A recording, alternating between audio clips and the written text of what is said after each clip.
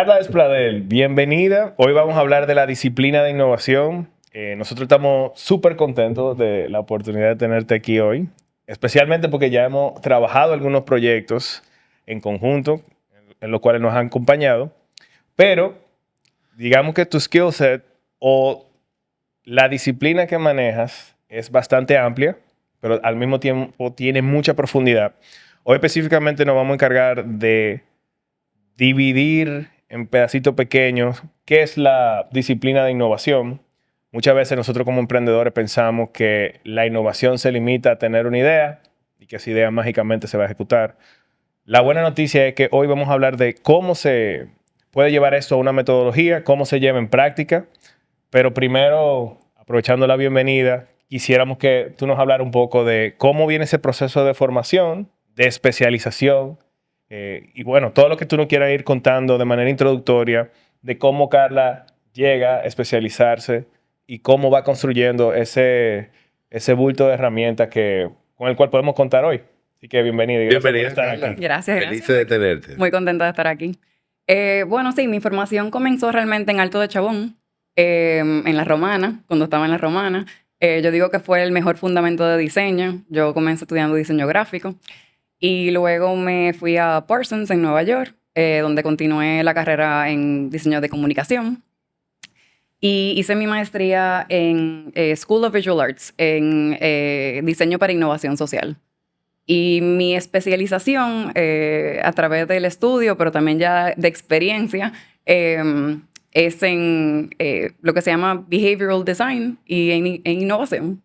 O sea que ahí, cuando hablamos de behavior, obviamente estamos hablando de comportamiento humano. Me imagino que tiene que ver mucho con la parte de research o de investigación, de estudio, y tener en el centro del diseño de lo que se vaya a hacer al ser humano.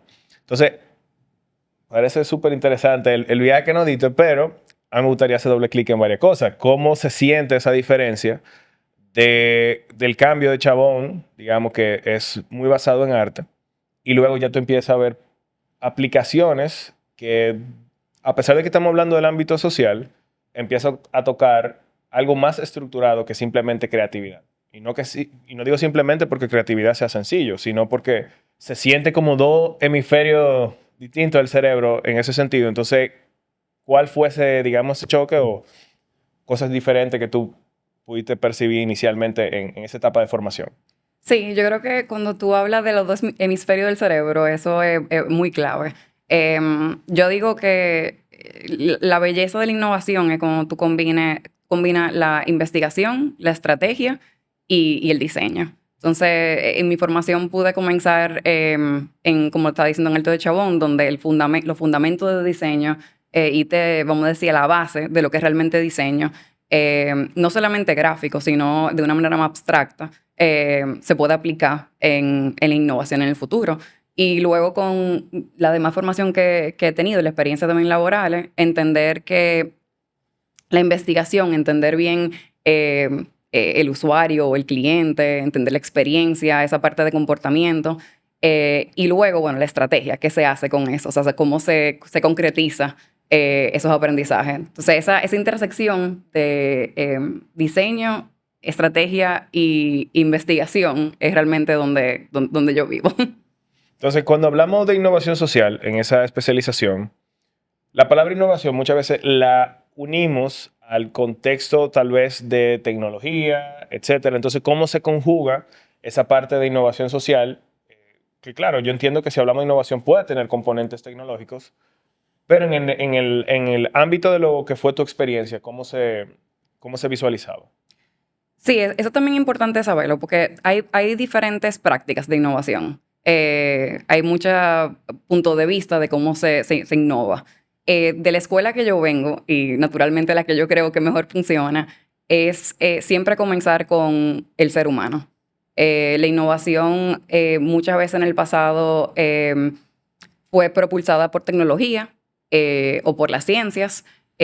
Básicamente el poder innovar porque están los recursos para innovar o está la tecnología para poder innovar, pero a veces se pierde el sentido del por qué. O sea, por qué esa innovación existe, qué necesidad está cumpliendo. Y entonces lo que entra de behavioral change o behavioral design coge de un poco de la ciencia de comportamiento, de antropología, esos fundamentos, y lo aplican en el diseño. Entonces ese es como el sweet spot de comenzar a pensar en innovación. Y suena muy interesante porque cuando tú metes el factor humano en el proceso de innovación, tal y como dijo Luis, y como tú lo mencionas, la innovación está en la mente de la gente a través de tecnología usualmente.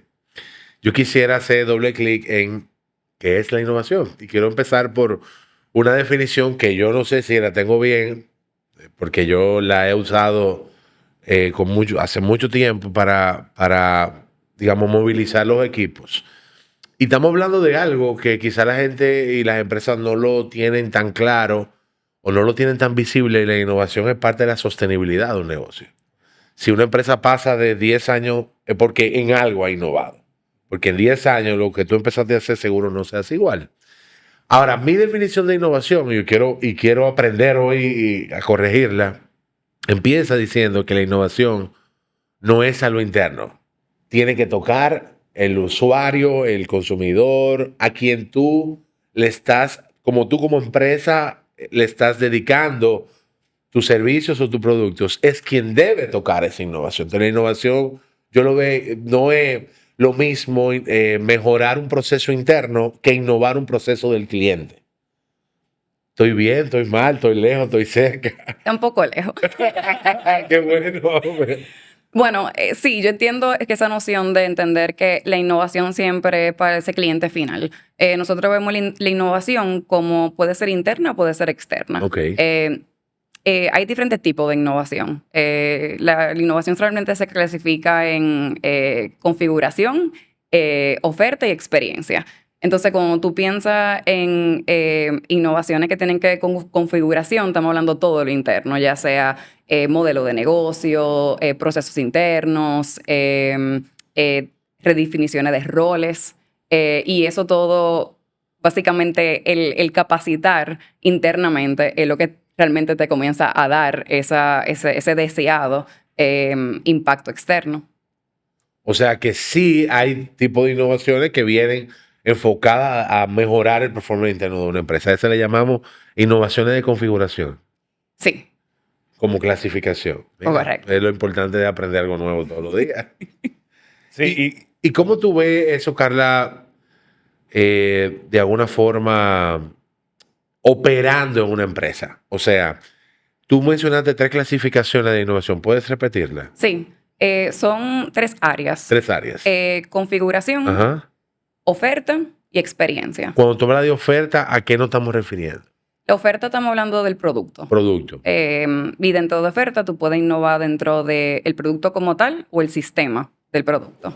Y en experiencia es cómo ese producto y ese servicio llega y es utilizado por el usuario. Correcto. Entonces son las 3, digamos, lo interno, cómo tú diseñas producto o servicio y cómo tú entregas y el cliente vive ese producto y servicio. Sí, y también es interesante ahí, yo trabajé en Deloitte, en una firma interna de innovación que se llama Dublin. Y el fundador de Dublin clasificó la innovación. Y este marco que te digo viene de ellos. Se llama 10 tipos de innovación, que habla de estas 3 áreas y luego los 10 tipos de innovación que tú puedes hacer. Entonces también hay algo muy... se puede clasificar y se puede, obviamente, medir a través del tiempo también. ¿Qué no es la innovación, Carla?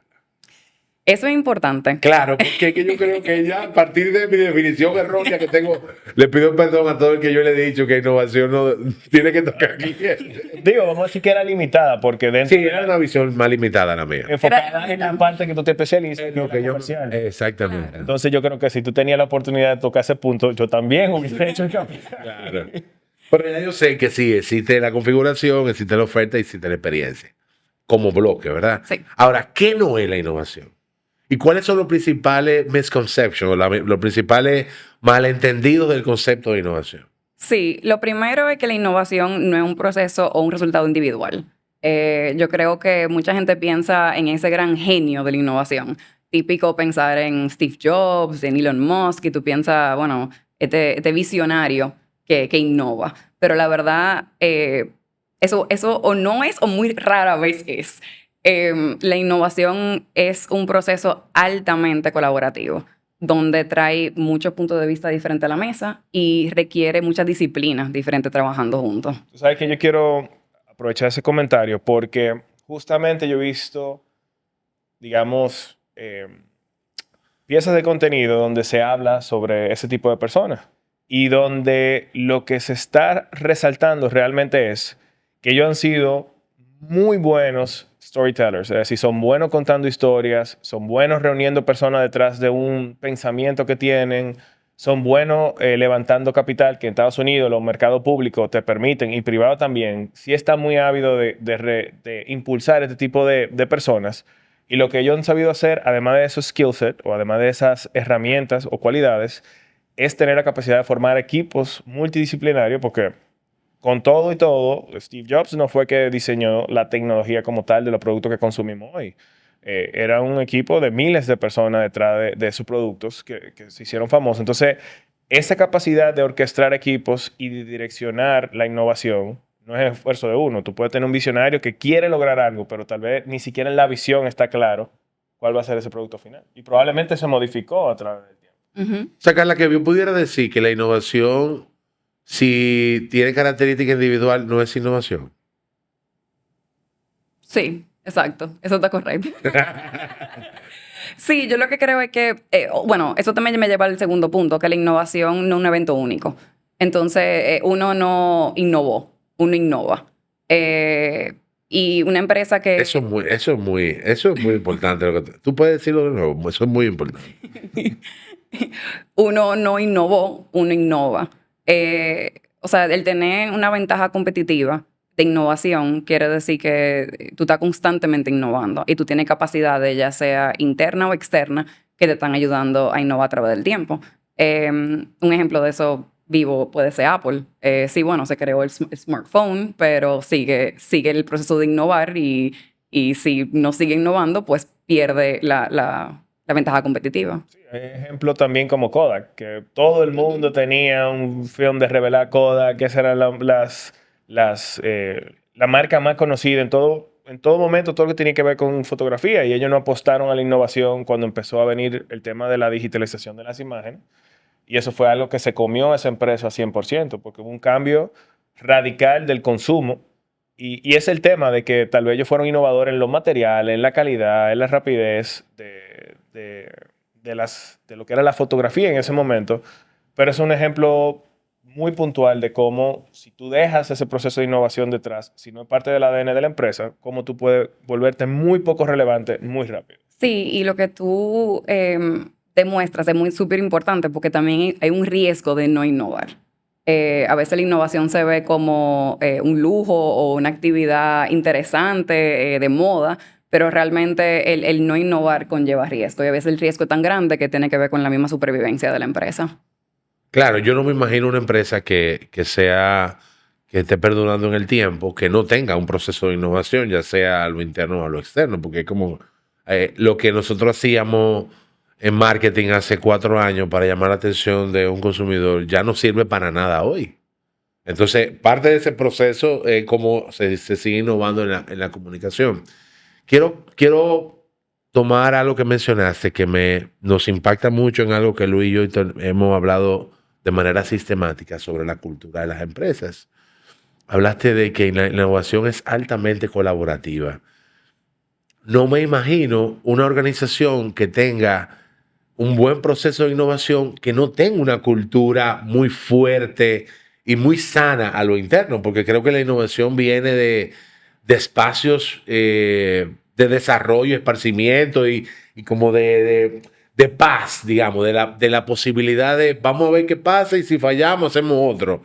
Donde hay presión, donde hay ese seguimiento día a día, la innovación va mermando y va impactando en la cultura. Sí, completamente. O sea, nosotros decimos que hay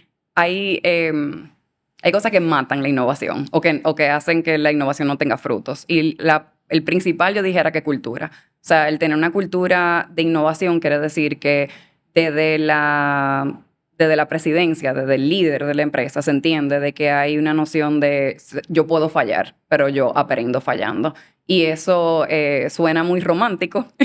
Claro. Pero Pero cuando cuesta dinero exacto. o tiempo, Sí, pero después sí mencionamos lo que Luis traía a colación, de que el riesgo de innovar, de no innovar, es mayor que el riesgo de ir fallando e ir aprendiendo. Sabes que nosotros en la conversación que tuvimos con Eliel, que hablamos de empresas grandes destinando recursos al proceso de innovación, lo que me llamó la atención de su comentario fue que él decía, nosotros hacíamos apuestas, ¿verdad? Igual como si fuera venture capital, como si fuera inversiones de riesgo. Y decía, hacíamos 10 apuestas a procesos de innovación y tal vez 9 no iban a estar dando los frutos o no iban a funcionar. Pero teníamos el entendimiento que tal vez uno sí no iba a retornar eso que trajo a lo otro. Entonces yo creo que es importante también en el proceso de innovación, a ver qué tú piensas, que nosotros podamos dimensionar o tratar de estimar cuáles son esos posibles retornos para que cada, digamos, iteración de innovación lleve consigo una especie de promesa hacia la empresa. claro. Porque claro, es muy bonito decir, bueno, esto va a costar dinero, va a fallar y aceptar los errores. Yo creo que venimos de una cultura, en este país específicamente, donde se penaliza mucho fallar porque no es que hay una superabundancia de, digamos, de recursos y demás, entonces somos muy cuidadosos con eso. Entonces yo creo que si vemos los intentos de innovación como, digamos, caso de negocio de cierta forma, podemos empezar a decir, bueno, tengo la capacidad de generar tales ingresos o tales beneficios para la empresa, por lo tanto, este esfuerzo vale la pena. Y yo creo que cuando se hace de manera colaborativa, es menos fácil señalar a quién se equivocó, Totalmente. sino que es un proceso donde toda la cabeza de la empresa o la mayor parte de la cabeza de la empresa que atacan el problema pueden aportar. Entonces yo creo que ahí se diluye un poco esa responsabilidad que cae sobre una sola persona y tal vez se puede mantener ese espíritu de ¿Cómo se innovación. presupuesta la innovación, Carla? O sea, yo de términos muy prácticos, yo tengo una empresa y quiero ponerte un ejemplo porque estamos hablando de Apple, que por cierto yo soy un Apple hater. Para mí no son los mejores ejemplos, pero bueno. ¿Cómo se presupuesta? Yo me pongo a pensar en una empresa que distribuye un producto, ¿ok? No es una empresa que fabrica nada, no diseña nada. Ellos importan algo de China, a poner un ejemplo, y es un producto bueno. ¿Cómo una empresa dice, ok, estoy haciendo mi planificación del 2025, empiezo en agosto, en septiembre, voy a terminar el año con un plan de negocio? ¿Cómo entra en ese proceso la planificación de la innovación? Sí, la innovación la verdad que tiene que ser un compromiso estratégico. O sea, tiene que estar bastante vinculado con tu plan estratégico. Y la innovación, como estábamos hablando, una disciplina, donde ya ese proceso está marcado. Hay recursos que tú tienes que pensar no solamente de inversión, sino de capital humano, de enfoque. O sea, estoy enfocándome en la innovación, por ende hay otras cosas que tengo que ir balanceando. Y hay una herramienta que es bastante útil para comenzar a pensar en eso, que es, bueno, en inglés se llama el Breakthrough Matrix la matriz de balance de innovación. Y es una herramienta que te ayuda a pensar en cómo tú comienzas a crear de una idea o de un área de oportunidad de la empresa, cómo tú comienzas a ver cuáles son los balances o el enfoque o los filtros necesarios para ir considerando innovaciones. ¿Cuándo una idea se convierte en una innovación? Cuando puede, vamos a decir, responder a estos 3 filtros. El primer filtro sería, tú siempre tienes que comenzar del ser humano, como estábamos hablando, y es entender qué es deseable para el cliente, de la perspectiva del cliente. O sea, ahí viene tanto lo que es la necesidad del cliente, pero también qué desea el cliente de la empresa. ¿Ya sea interno o externo? Exactamente. Okay. Claro, porque hay clientes, como habíamos establecido, que pueden ser externos, clientes finales, o tú tienes clientes internos, que pueden ser tu mismo empleado o tu alianza estratégica. El segundo filtro es que es factible desde un punto de vista de capacidad. Y lo que quiero decir eso es que a veces tecnológicamente o en recursos, en tiempo, enfoque, o sea, ¿qué es factible para mi empresa? Y eso va a medir, o sea, eso va a variar de una empresa pequeña, mediana y grande. Y a veces, mucho de lo que yo le digo a mi cliente es que muchos se desaniman porque no tienen quizá abundancia de recursos. Pero la verdad, la creatividad a veces se beneficia mucho de límites. O sea, del tú tener límite y lo que se dice en inglés constraints, a veces realmente impulsa muy buenas innovaciones porque te hace pensar de forma diferente para poder maximizar esos recursos.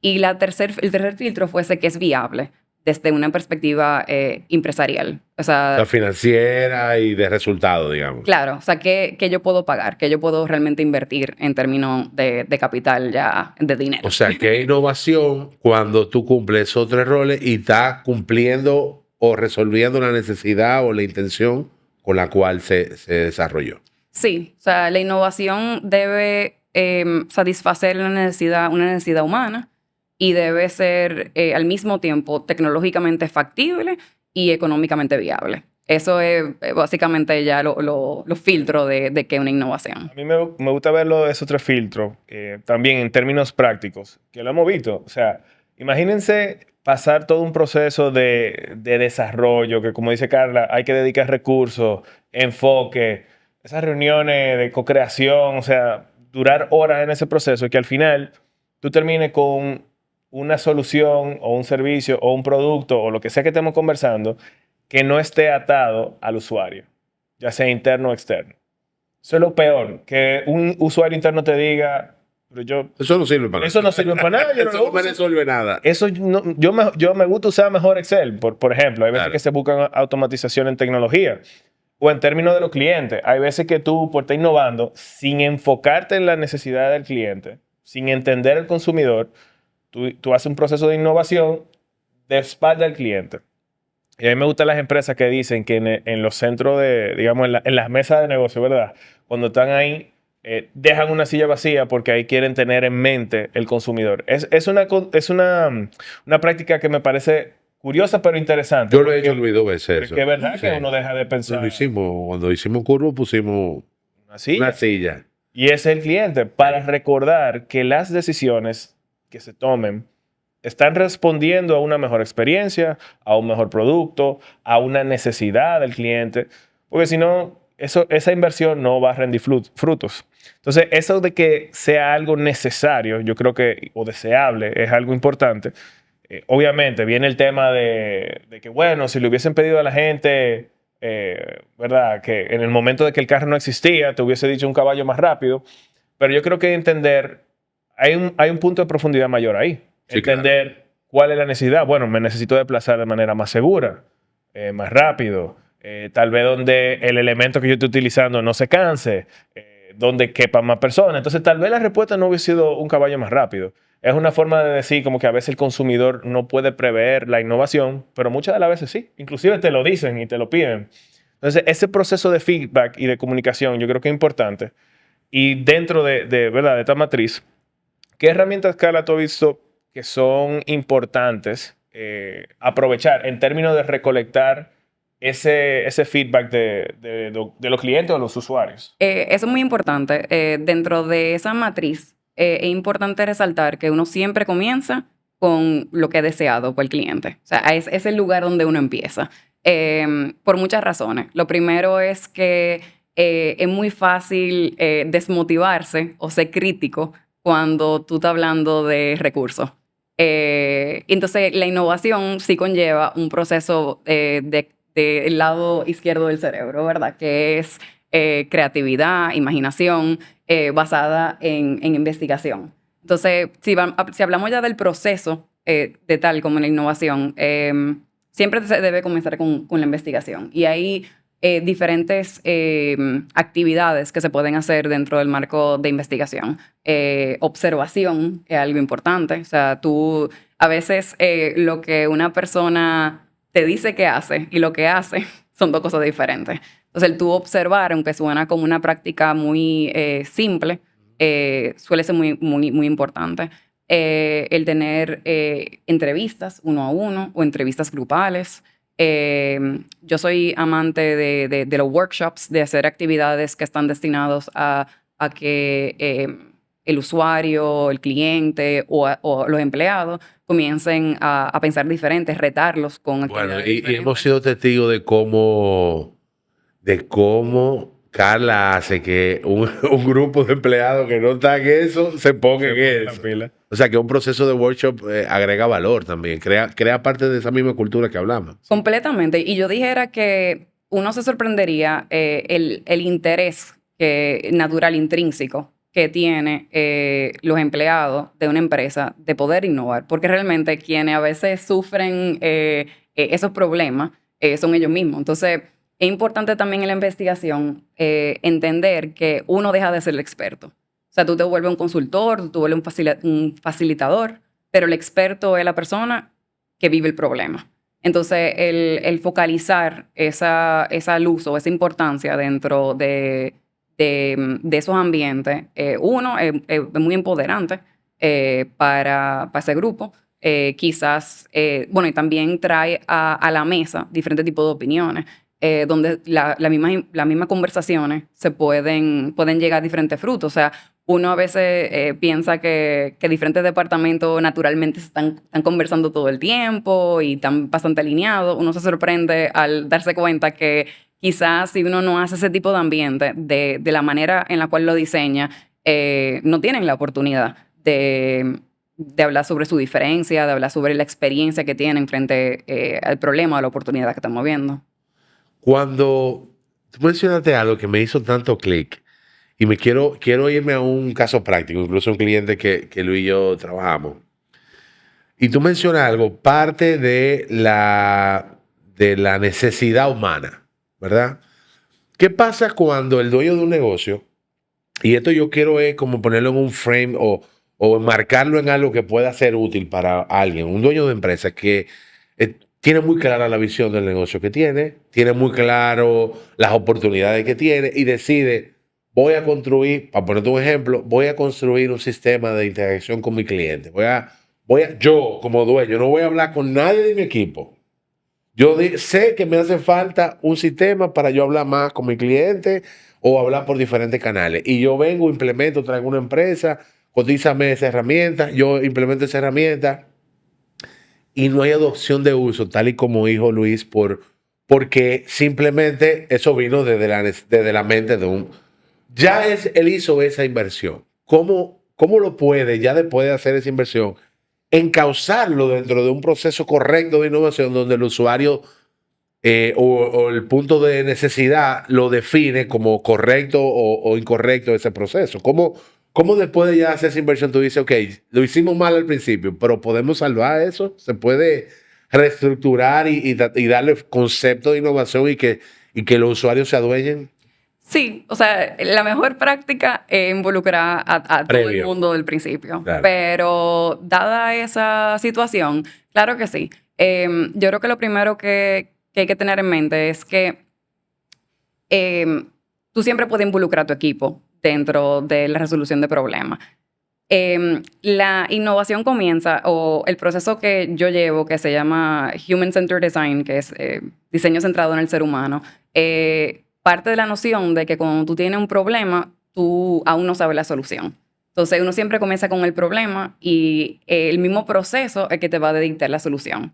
En tu ejemplo, vamos a decir que la solución, ya hay una hipótesis de la solución. Yo creo que una manera exitosa de verlo es decir, bueno, hice esta inversión, tengo este software nuevo, tengo esta solución nueva, yo lo voy a tratar como una hipótesis dentro de la empresa. Yo voy a reunir a los departamentos, yo voy a reunir a los usuarios, yo voy a hacer la investigación de qué ellos necesitan, cómo se ve eso en el día a día. Otro método de investigación lindísimo se llama Day in the Life, que es un día en la vida de uno de esos roles, entender cómo esa solución se alinea o no, o cuáles son los obstáculos que tiene. Entonces yo siento que sí se puede, vamos a hacer ese reverse engineering, pero yo recomendaría que no se viera como una solución, sino como una hipótesis de nuevo. Y de cara a la organización de decir, mira, yo tengo una hipótesis de que esto puede ayudarnos a resolver el problema de comunicación, pero ustedes como usuario final son los que me van a ayudar a validar si es la solución correcta o no. Sí. Adoptarla. Entonces, tú mencionabas durante ese proceso, o dentro del proceso de innovación, que primero estamos viendo varios departamentos que tal vez no están entrelazados o que no se comunican de manera frecuente. Entonces yo veo dos elementos interesantes en la dinámica de colaboración o la dinámica colaborativa que tú estás describiendo.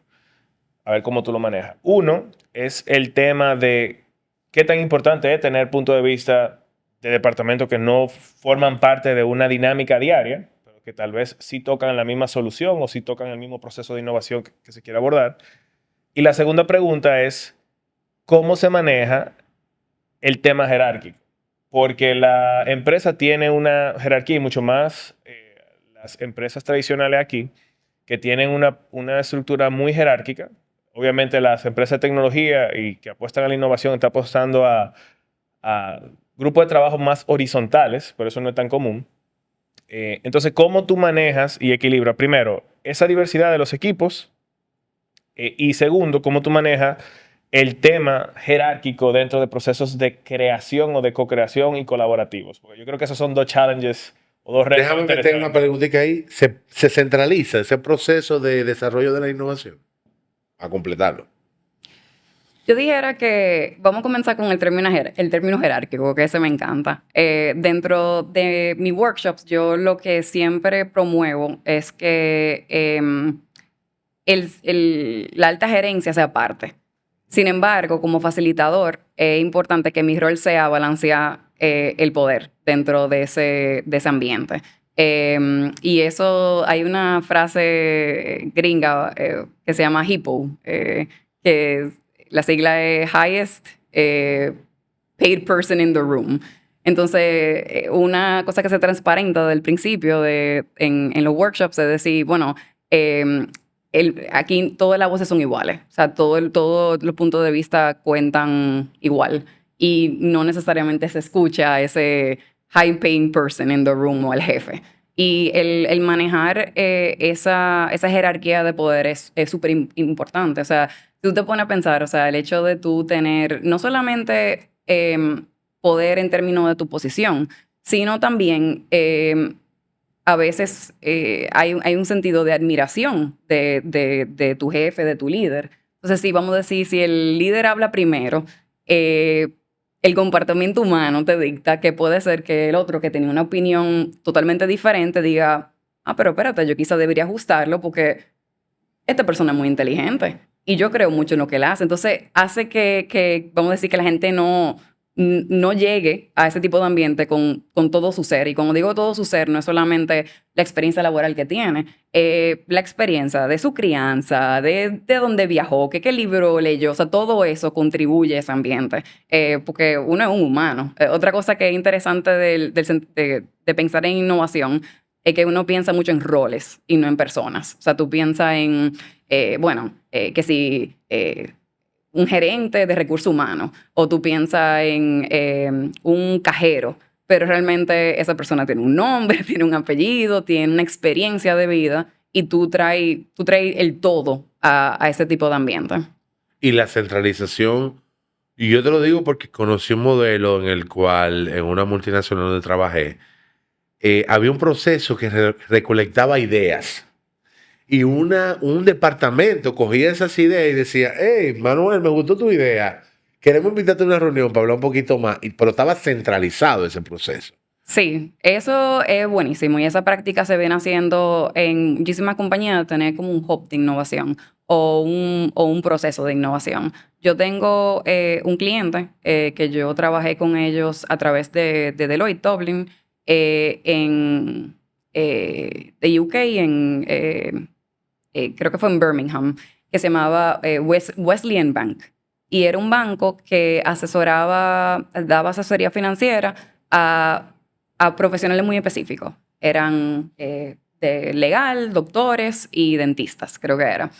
Y el área de desafío, de oportunidad que nosotros vimos, es que era que aunque el banco tenía una experiencia increíble en ese sector, o sea, estoy diciendo que el banco abrió su puerta en el 1841. Lo que pasaba era que el proceso de cómo servía el cliente era muy segmentado. Y los mismos empleados decían, bueno, aquí eso no tiene sentido. Como un cliente que llega a mí por un tema profesional, yo no puedo ayudarlo con un tema personal. Y ahí nosotros descubrimos, bueno, en la parte de investigación, que... No, cuando tú decías personal, te refieres a su cuenta personal. Exactamente. Banca personal. Tú eres cliente empresarial por tu práctica, tu consultorio, y yo voy, ok, pero necesito una cuenta ahora, o ahí te decían, no, yo no te puedo servir, y te llevaban a otra persona. Exacto. Y a veces ni siquiera te referían a la otra persona.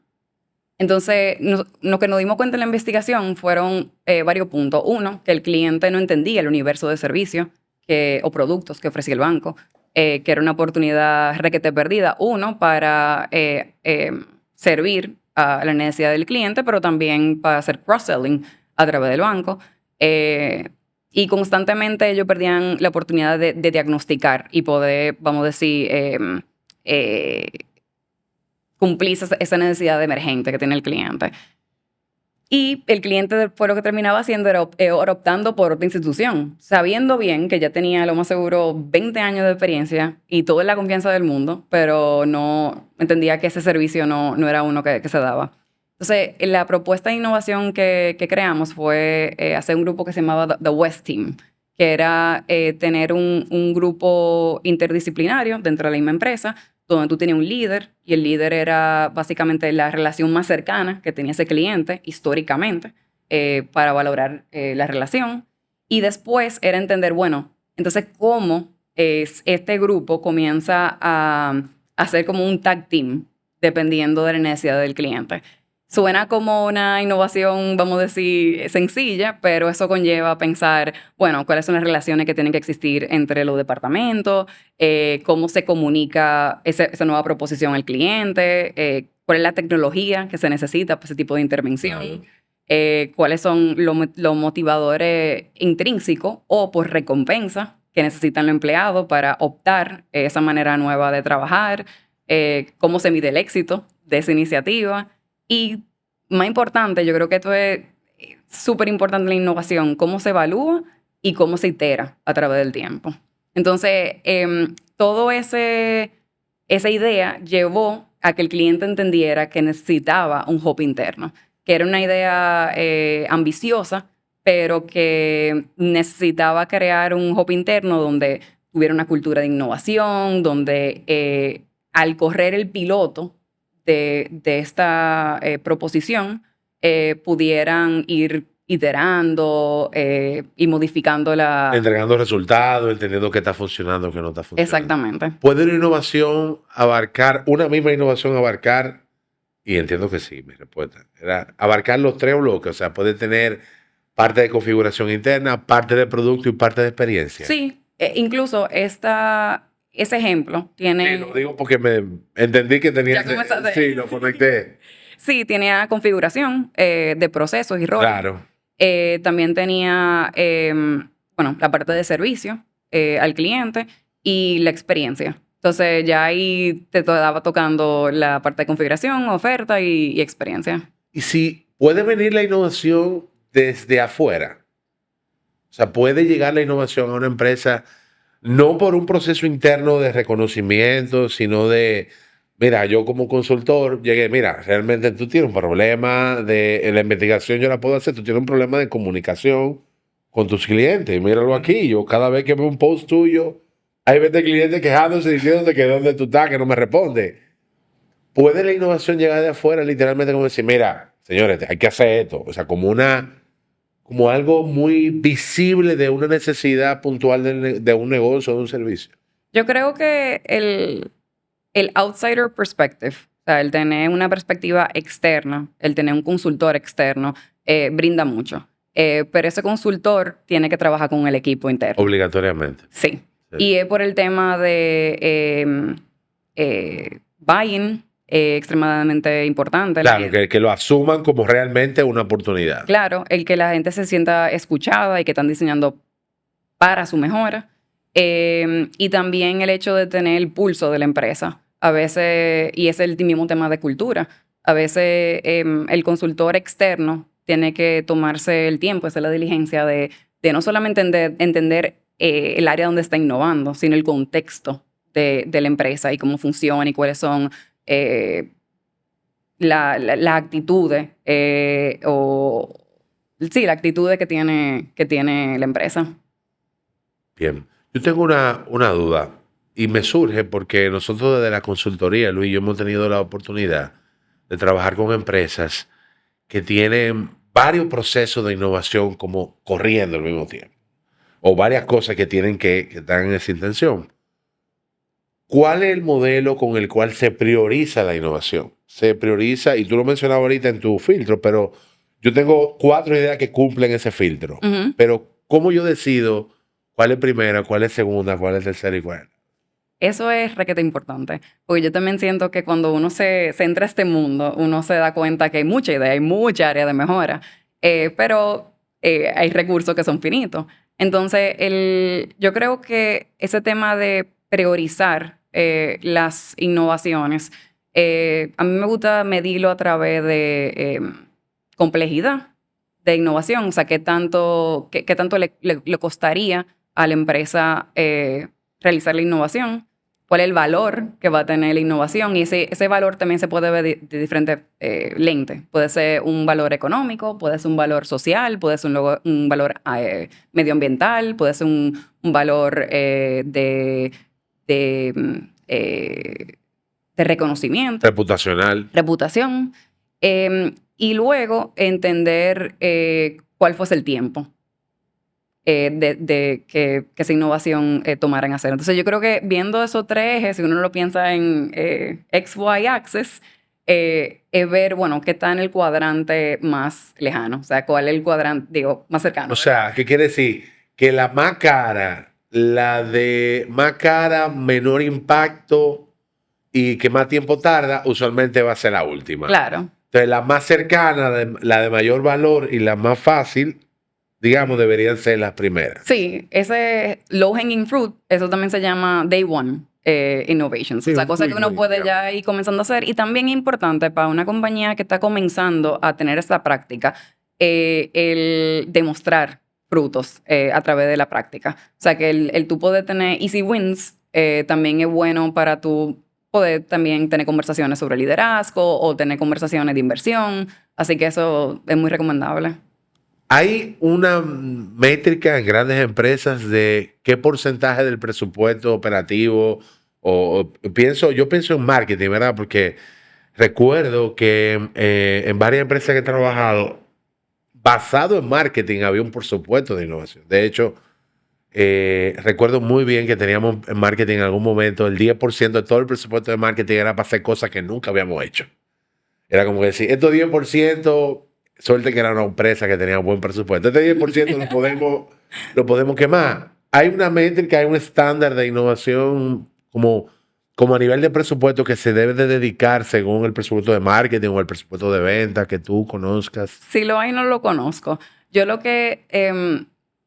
de una otra manera de poder como cuantificar la innovación y la inversión que uno tiene, también es pensar en como, imagínate un portafolio de innovación. Y también como tú mencionabas que puede ser que ya la empresa tenga muchas iniciativas, entender cuáles son proposiciones de innovación que sean core, o sea, que sean muy cercanas al negocio. Eso usualmente tiene menos riesgo porque ya tú tienes la capacidad de más viable, más factible y ya está demostrado que es deseable por el cliente. Tú tienes las que son adyacentes, que están, bueno, no es totalmente lo que hacemos, pero Influyen podemos llegar allá. O sea, entendemos que quizás necesitamos recursos diferentes, que necesitamos nuevo aprendizaje, pero no es un leap. Y después están las proposiciones que son transformadoras. Y ya eso es, no estamos tan preparados para esto, pero ese es nuestro gol. Cool. Una pregunta. La innovación, tú sabes que a veces pensamos en innovación como algo por diseño. Todo está bien en el negocio, está yendo genial. ¿Tú sabes qué? Nosotros deberíamos pensar en la innovación. En tu experiencia, ¿es más común ver temas de innovación cuando se empieza a convertir en un obstáculo para el desarrollo del negocio? Es decir, ¿viene de un área de miedo, de dolor, ya. de dolor, o viene como lo estamos viendo, desde el punto la planificación. de la planificación, del diseño, de la proactividad. En tus experiencias liderando este tipo digamos, de workshops o de talleres, ¿qué es lo más común o hay un mix ahí? Yo creo que llegan de ambas maneras. O sea, hay gente que tiene un fuego, entiende que la manera en la cual la ha hecho por muchos años no funciona y luego dice, bueno, vamos a intentar este proceso de pensar más allá con una disciplina de innovación.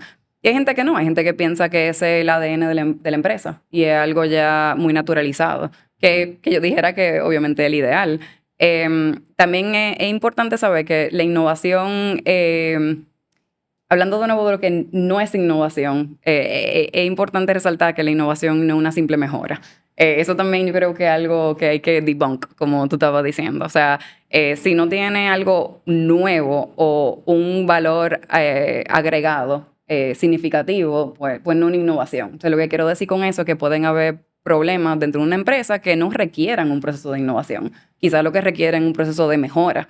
Es una clasificación importante porque la innovación yo creo que tal vez es una palabra que se ha utilizado de manera muy comercial.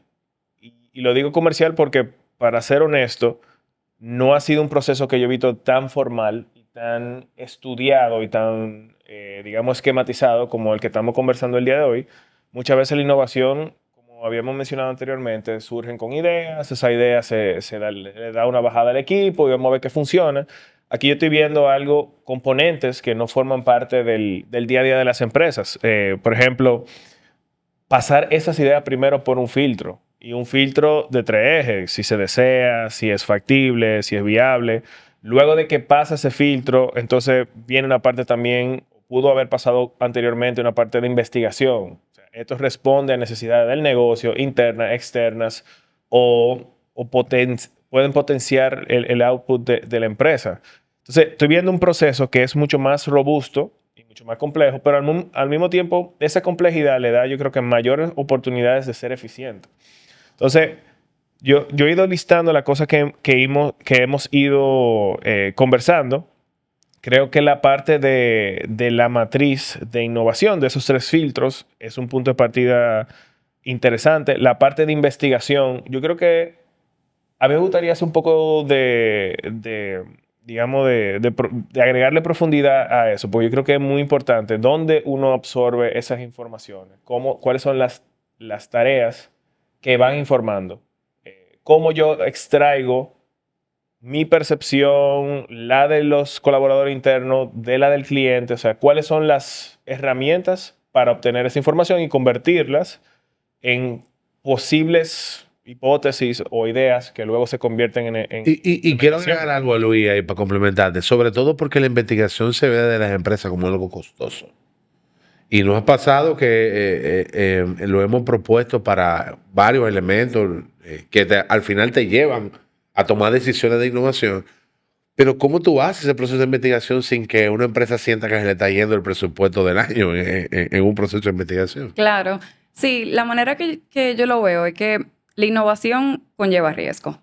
Y ese riesgo puede ser un riesgo calculado y la investigación lo que realmente te valida es más confianza dentro de lo que tú vas a crear. Entonces, la investigación yo dijera que es la mejor inversión. Incluso más cost friendly al final. O sea, el hecho de tú entender, tener un fundamento profundo de la definición de problemas. Eso es otra cosa que la investigación busca hacer. Es realmente ayudar a definir el problema. Y eso suena muy básico, pero a veces, bueno, en mi práctica nosotros lo llamamos enmarcar el problema.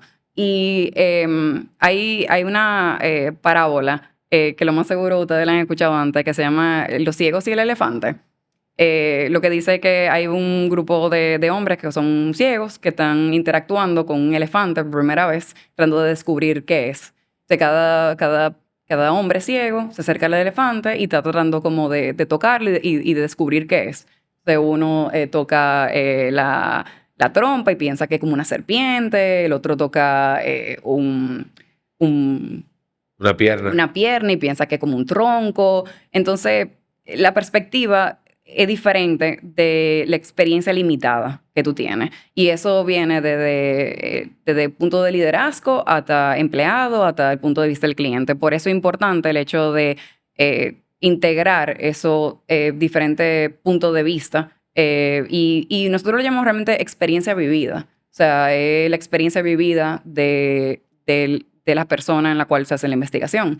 Eso realmente lo que termina haciendo es dándote más confianza y bajándote el riesgo de innovaciones futuras. Pero ¿cómo se hace la investigación? O sea, ¿cuáles son las herramientas para extraer esa información? Las herramientas pudieran ser, como mencioné, la de observación, es importante.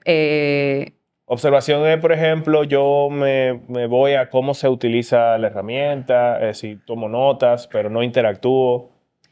La observación es tú dejar que el usuario utilice un prototipo, por ejemplo, y no explicarle nada. Eso se hace mucho, por ejemplo, en herramientas digitales, lo que son UX testing, o ponerle tasks, tareas al usuario y observar cómo interactúa. Y solamente con observación ya no se da cuenta, mira, yo estaba diseñando que cogiera para la izquierda o diera ese botón y luego no pasó así. ¿Qué pasó ahí? Entonces uno puede comenzar a ver esos fallos dentro del mismo diseño. Yo digo, lo pregunto porque yo también he visto procesos de investigación muy mal diseñados. Entonces, Sí, claro. para mí la calidad de la información y la forma en que tú recolectas esa data determina la calidad de los inputs o de eso que tú vas absorbiendo como puntos de hipótesis o de recolección de datos. Por ejemplo,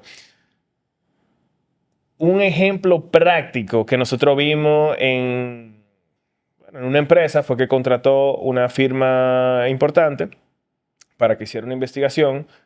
Esa investigación tenía el tema de que uno, no fue un externo que impartió esa investigación, sino la persona que estaba siendo evaluada era quien entregaba el formato de pregunta o de cuestionario.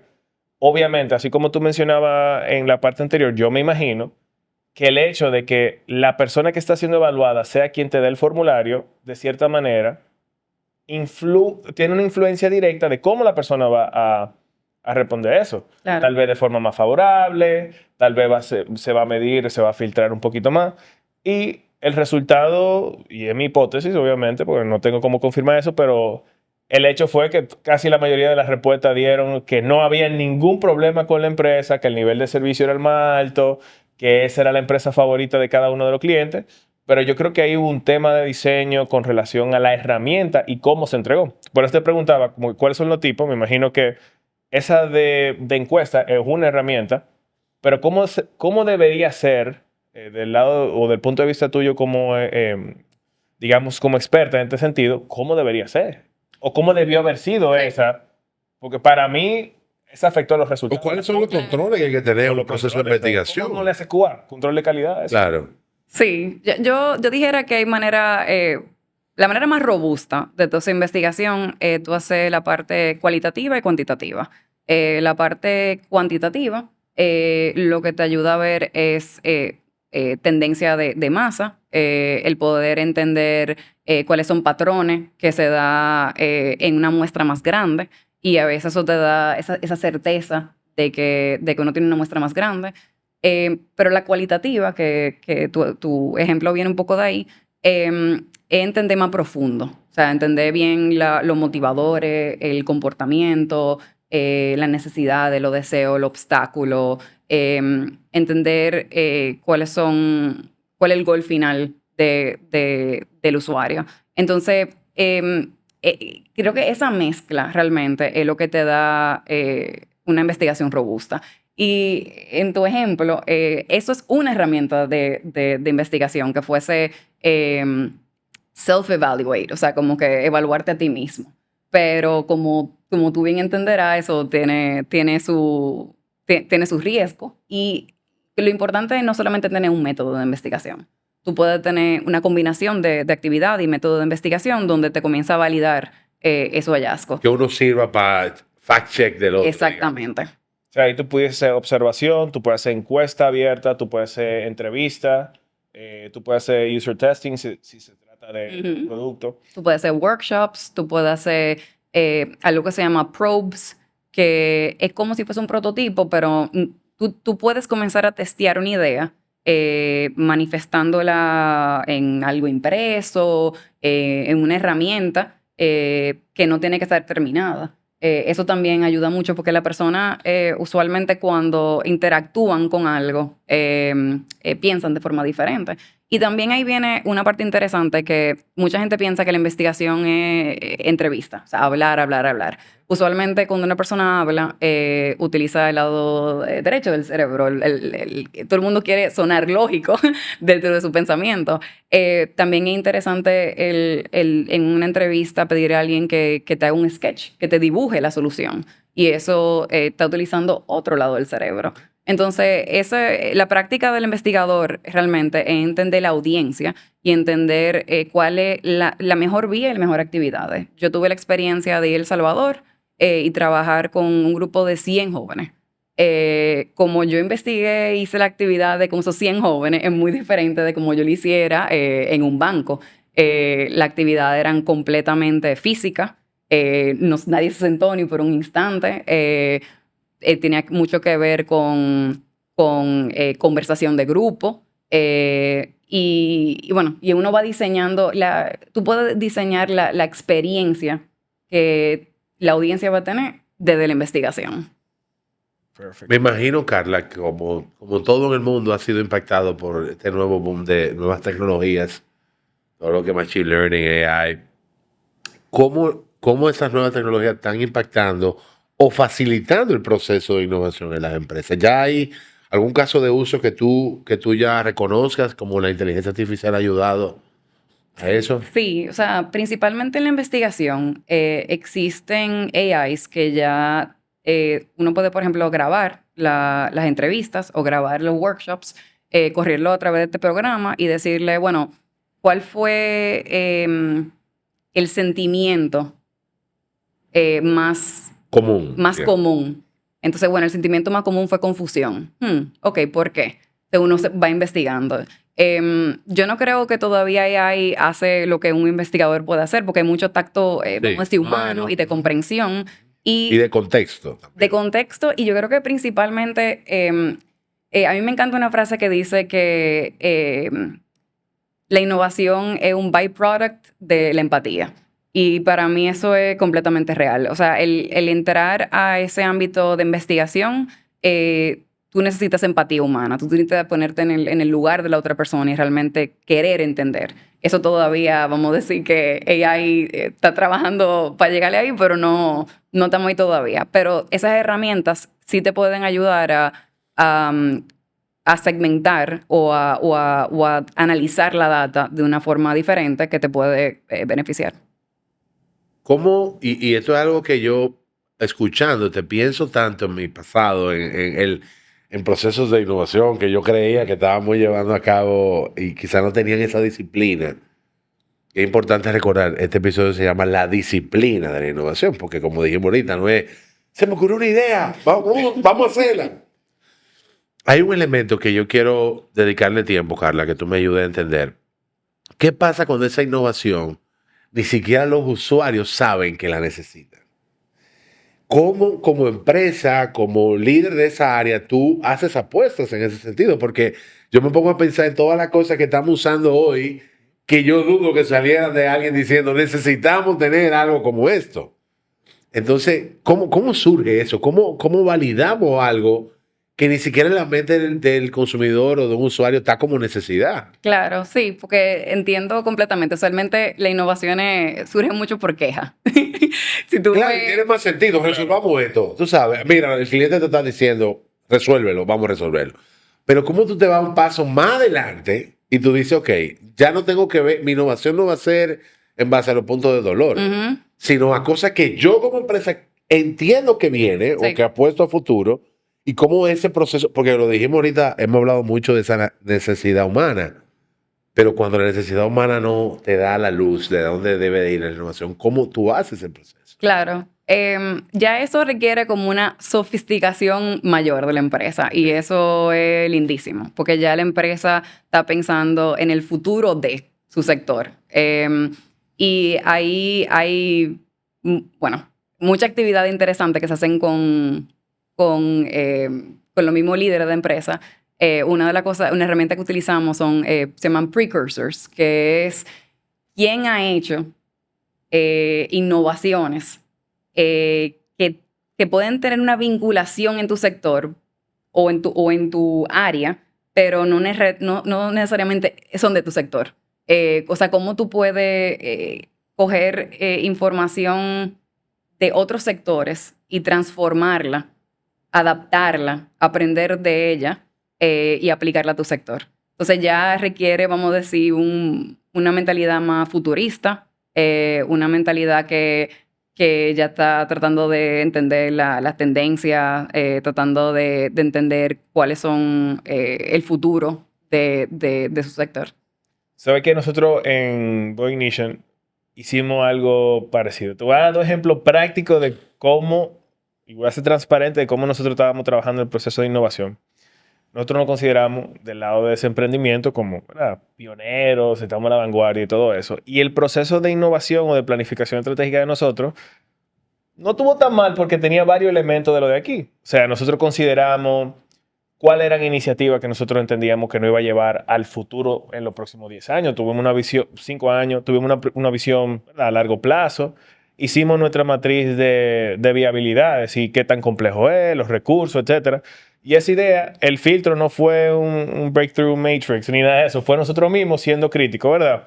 Luego la priorizamos en base a esa matriz. O sea que nosotros, vamos a decir que nos fue bien. Ahora, Pasaron con B. todo el proceso que tenía que ver de co-creación, no lo volamos. Nosotros no agregamos a nadie del equipo, a nadie de los coaches, etcétera. Entonces, esas son oportunidades que yo creo que puede robustecer este tipo de iniciativas.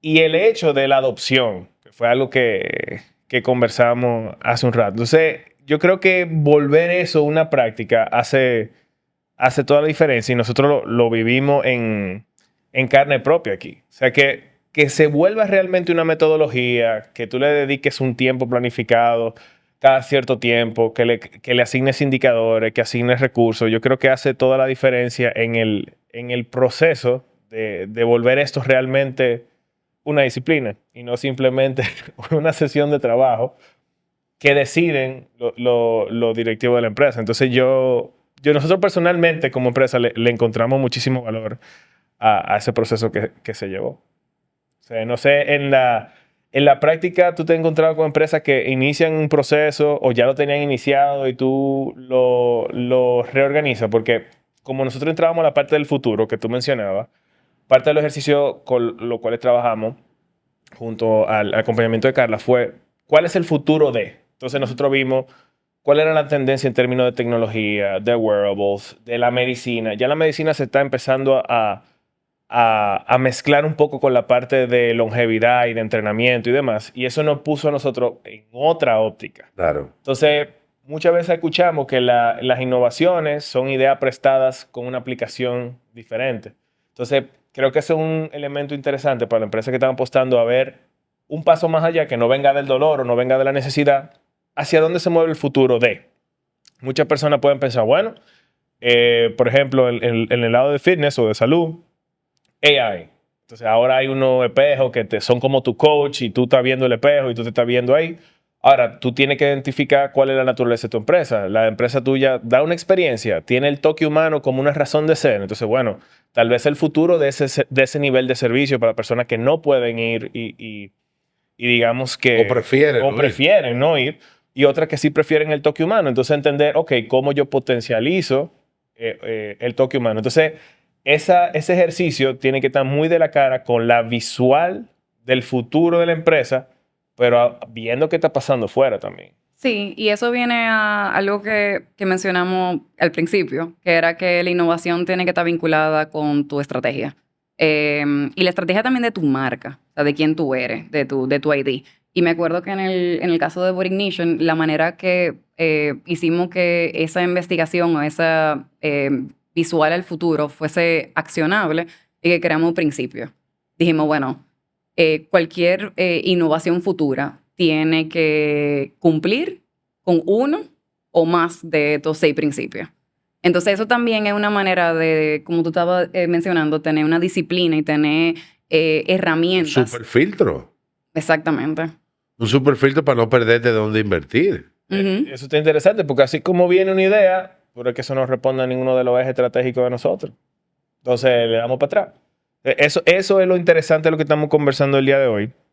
Entonces, si vemos, hemos visto un proceso que podemos listar de investigación, de co-creación, de dar ideas, de filtrarlas, de la matriz de cómo también nosotros podemos pasarla por los 3 ejes, de si es un deseo del cliente, si es factible, si es viable en términos económicos. Luego, cómo se prioriza, que eso creo que es algo que podemos dejar en el toolkit a la persona del día de hoy. Es decir, este proceso general, esos 3 filtros y cómo nosotros creamos una matriz para ir listando las prioridades de esas ideas o hipótesis que ya vienen acabándose. Pero a mí me daba también curiosidad ver, tú tocabas el tema de innovación social. Y la innovación social tiene cierta correlación con las empresas privadas, porque la innovación social, yo sé que existen tal vez entidades que apoyan, pero yo creo que también que cuando una empresa empieza a tomar cierta conciencia, destina ciertos recursos o tiene esto como parte de su estrategia de responsabilidad. Entonces, o sea, dentro del esquema que tú has visto, ¿cómo se está moviendo eso en República Dominicana o en la región? ¿Cuáles son las cosas que están emergiendo en ese sentido?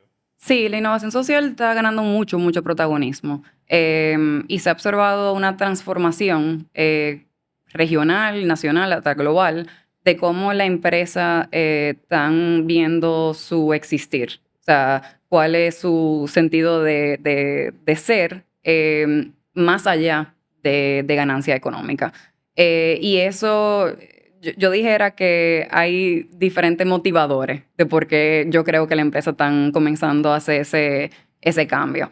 La primera es que, bueno, hay empresas que tienen una visión ética, o sea, que ya en su ADN tienen una forma genuina de entender que tienen que promover cambio, que entienden también que la condición del mundo, ellos tienen incidencia y poder de cómo poder cambiarla, pero también los consumidores cada vez más, yo creo que son más conscientes de que la empresa y las prácticas que tiene, cómo afecta a la sociedad. Entonces, el consumidor común ya te está exigiendo más. Te está exigiendo más, no solamente, bueno, tú me das un producto, un servicio, sino cómo tú participas de forma social y cómo tu sentido de ser está relacionado con el entorno. Y bueno, obviamente hay un tema ahí también de reputación, de goodwill, que siempre es bueno en términos de la empresa. Yo creo que uno de esos cambios que se ha ido visto para mí en los últimos 5 o 10 años es que antes se hablaba mucho de responsabilidad social, aún se habla. Sin embargo, antes ese término de greenwashing era muy predominante. Ese concepto de que las empresas hacían bien relativo y era mucho más para un propósito de reputación o de goodwill. Y el consumidor, que te digo que ya ha llegado a un grado de sofisticación más elevado, intuye eso, ya lo entiende. O sea, uno sabe cuando algo es genuino y no es genuino. Entonces, ya ahora para mí hay una transformación de lo que es responsabilidad social a tener propósito social. O sea, ya cuáles son las empresas que dentro de su existencia, dentro de su forma de ser, dentro de la personalidad de la empresa, de los valores de la empresa, ese bien social está intrínseco. O sea, ya está bastante naturalizado dentro de la empresa. Sé que una empresa que su modelo de negocio fue puramente basado en una orientación social fue la gente de Allbirds, que los tenis y todo eso era hecho creo que era residuo de café, o sea, de la cáscara del café. Y literalmente lo que hizo que eso creciera muchísimo, más que el diseño del tenis y demás, fue literalmente el hecho de que era como green. toda la producción. Y obviamente tenía cierta parte de los fondos que le iban a dedicar para ayudar a propósitos que estaban atados con su razón de ser. Entonces, ¿qué integraciones tú has visto de la parte privada que toca en la parte social, pero aplicada de manera correcta? Hay muy buen ejemplo. Tengo dos que me vienen a la mente. La primera, hay una empresa que se llama IDEO, una empresa global de innovación. ¿Cómo estuvimos ahí? Sí, exacto. ¿Nosotros estuvimos ahí? ¿Es verdad? Sí. Activating Strategy. Bueno, ellos son Espectaculares. Son espectaculares y son lo que democratizaron y hicieron más popular el término design thinking y todo eso. Excelente instituto. Sí. Y ellos trabajaron con GE Healthcare, o sea, General Electric Healthcare. General Electric tiene una división que trabaja con máquinas de... Equipos médicos. Equipo médico. Entonces, esta intervención a mí me pareció lindísima porque ellos descubrieron que los niños que necesitaban pasar por un MRI, por una resonancia magnética, gracias, estaban muy intimidados por la máquina. O sea, los niños y los adultos. Exactamente. Los niños, los adultos y los viejos. Totalmente. Todo el mundo que lo manda al país, nadie está diciendo, ¡qué lindo! ¡Qué bueno! ¡Qué buena experiencia! Primero el sonido es una locura. Sí. El tiempo también. El tiempo. El eco, el frío, una combinación. Completamente. Entonces, imagínate para un niño. Entonces, la intervención que hizo IDEO ahí, crearon un programa que se llamaba Series de Aventuras. Entonces, si un niño ya tenía, vamos a decir, la cita de la resonancia magnética, le llegaba un libro. Y el libro le contaba de cómo él era el protagonista de esta aventura. Entonces, el libro podía decir que tú eras un astronauta y que tú tienes que entrar a esta nave y que tú tienes una misión y que la misión tiene un tiempo. Entonces, ellos no solamente la parte previa de la experiencia, sino que cuando el niño llegaba a la cita, ellos pusieron stickers y adaptaron la máquina que se viera como una nave. Entonces, incluso el sonido que tenía la máquina lo incluyeron dentro de la historia. Entonces, el niño, bueno, de una experiencia que puede ser hasta traumática para un niño, era muchísimo más fácil. Y lo interesante de la innovación social, innovación en general, pero innovación social, es que se puedan medir. O sea, que tú puedas medir cuál fue el impacto que tuviste. Claro. Y esta intervención disminuyó casi un 80% de no-shows o de no poder completar la cita. La resonancia. Y la satisfacción aumentó por un 90%. O sea, a los niños le encantaba la experiencia. Entonces, eso es creo que algo muy, muy práctico de cómo la innovación social puede cambiar grandemente la experiencia aquí de un paciente. Pienso en innovación social y pienso en gobierno. Y quiero darte un contexto de cómo yo lo veo. Creo que en República Dominicana tenemos ahora mismo un buen momentum a nivel de la región. Estamos como que pegados, como para decirlo de alguna forma. Estamos en un buen momento del país.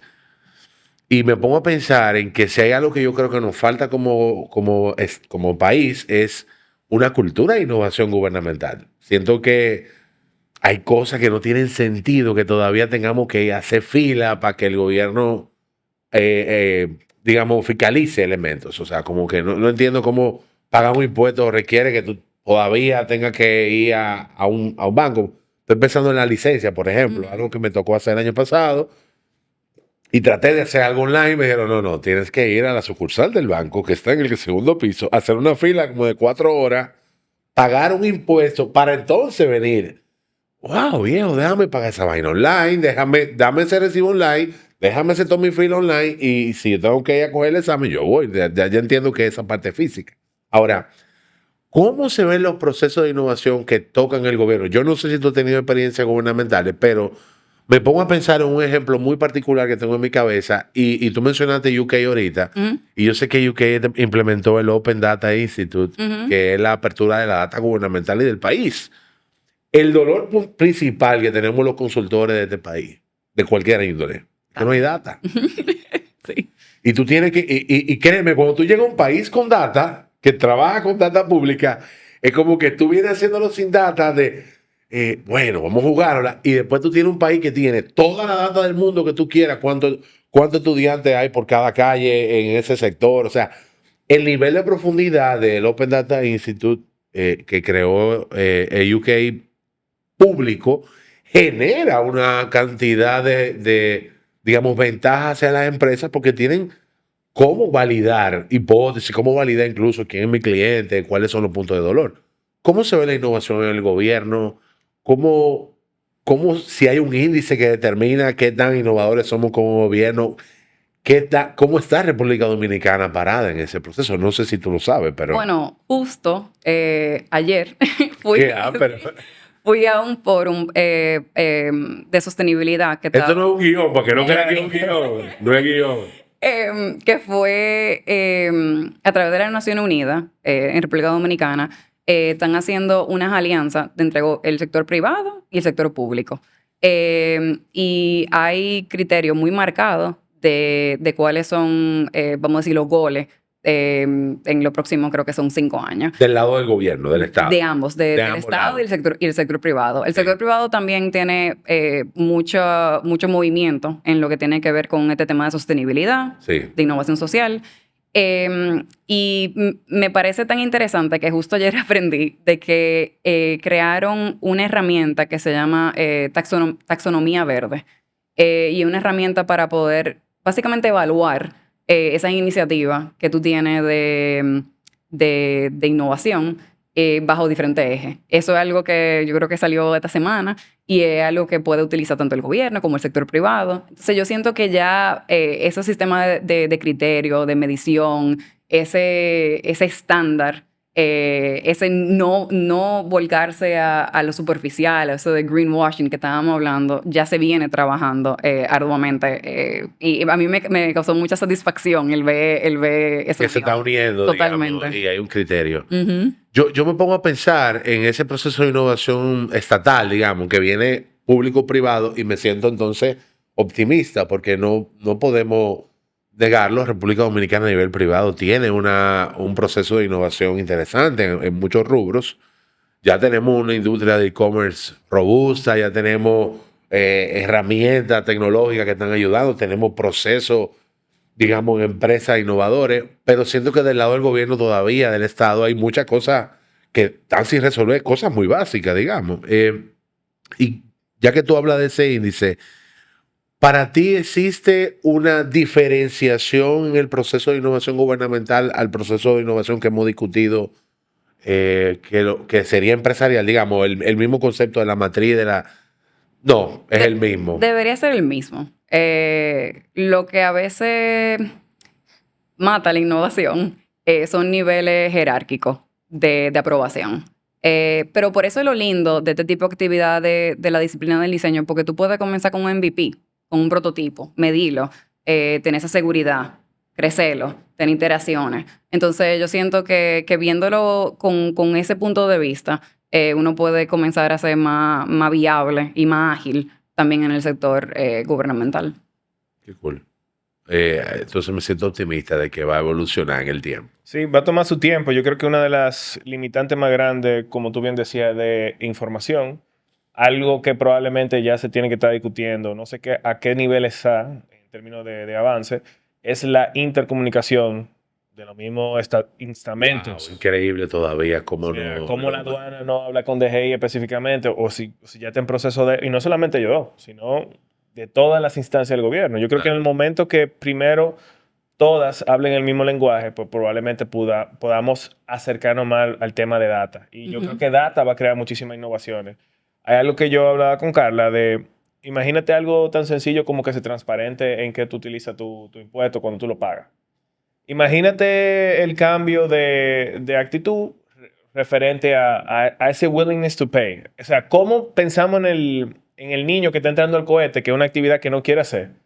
El tema de pago de impuestos tal vez no se quiera hacer porque yo no tengo una percepción o una claridad muy transparente de qué van a hacer con mi fondo. Pero imagínate que tú asignes o tú puedas elegir de cierta forma, tener alguna libertad de que tú puedes asignar, bueno, yo quiero apoyar un poco el deporte. Y tú puedas decir, bueno, yo quiero discrecionar, yo puedo apoyar con un 10%. O sea, estoy diciendo solamente ideas, son muy difíciles en la práctica, pero al mismo tiempo, ¿qué efecto tendría pensar de esa manera en términos de mi contribución? O sea, a mí me gustaría que el país eche para adelante y saber cómo yo estoy colaborando a eso. Ahora, lo difícil es cuando yo hago un pago y no tengo ningún tipo de visual. Entonces, esas son cosas sencillas que operacionalizar tal vez son más cuesta arriba, pero cambian la forma de cómo yo me comporto. Y eso, creo, si no me equivoco, Carla, entra en lo que es innovación social. Sí, ¿Cómo sí. se adopta una mayor, digamos, experiencia de cara al cliente o al Claro. contribuyente?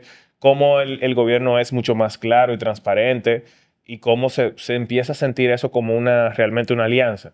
No simplemente como un socio, digamos, que está sentado aquí y toma dividendo. Entonces yo creo que hay muchas cosas que hacer, pero asimismo como hay, digamos, una especie de atraso frente a los países que ya están mucho más desarrollados, pues asimismo se presenta la oportunidad Claro. y es como identificando esas disciplinas, esos profesionales que están dispuestos a ese salto en conjunto con el gobierno. Y me abre una pregunta, Carla. ¿Cómo se forma la gente alrededor de innovación? ¿Cómo se crea un proceso de formación, educación continua alrededor de innovación? Tanto en la empresa como en el Estado. Del punto de vista de una empresa, ¿cuáles son tus recomendaciones alrededor de la formación de ese criterio de innovación y que sea continuo, que sea... Yo pienso mucho que la innovación tiene la curiosidad de que tú quieres hacer mejor las cosas, que tiene que partir de ahí, pero la formación de que es una disciplina y que esa disciplina tiene procesos que determinan el éxito o no de la acción, ¿cuál es tu recomendación en ese sentido? Mira, lo bueno aquí es que en internet hay de todo. Yo creo que uno lo que tiene que depurar lo mejor. IDEO tiene una escuela que es Espectacular. Online, tú puedes hacer un online. curso. Creo que de una manera muy... Discusión en vivo. Yo tuve una discusión con una hindú sobre algo que estaba. Y fue muy interesante porque culturalmente, obviamente, yo entendí cómo ella veía el punto de él, como yo lo veía, en un proceso de discusión de un concepto. O sea, sí, Sí, es agrega buenísimo. valor. También hay otros institutos, por ejemplo, hay un instituto que se llama SUE, SUE, que es de Behavioral Design. Pero también lo lindo de la innovación es que dentro de tu capacidad, de tu rol, de tu disciplina, tú tienes mucho que aportar. O sea, entender, bueno, ok, cuál es el proceso, cuáles son los mejores criterios, cómo yo hago esto, y eso, este tipo de curso te lo suple. Pero también entender que el hecho de que sea multidisciplinario, que tú no necesitas ser un diseñador vamos a decir, entrenamiento, tú necesitas ser un investigador de entrenamiento para comenzar a utilizar ese tipo de técnica dentro de tu empresa o tu organización. Excelente. Luis, hemos cubierto un pedacito interesante del concepto de innovación. Definitivamente yo creo que las herramientas que se van a entregar hoy son totalmente aplicables. Y recomendación es que las personas que lleguen a descargar lo que vamos a poner a su disposición gracias a lo que conversamos con Carla, que si tienen esa visual de 5 años, crítica de su negocio, pueden diseñar para estar a la vanguardia en el futuro y los próximos pasos. Yo te agradezco por el tiempo. Y la verdad que es muy enriquecedor. Yo creo que viene con mucha practicidad en lo que es la planificación de una empresa. Y sobre todo de que es una disciplina. Y que como el proceso de venta, el proceso de marketing, el proceso de contabilidad, todos esos procesos requiere que se cumplan como disciplina algunos elementos y es importante que vamos a dejar ese marco muy claro de cuáles son los filtros, cuáles son los procesos que se tienen que correr.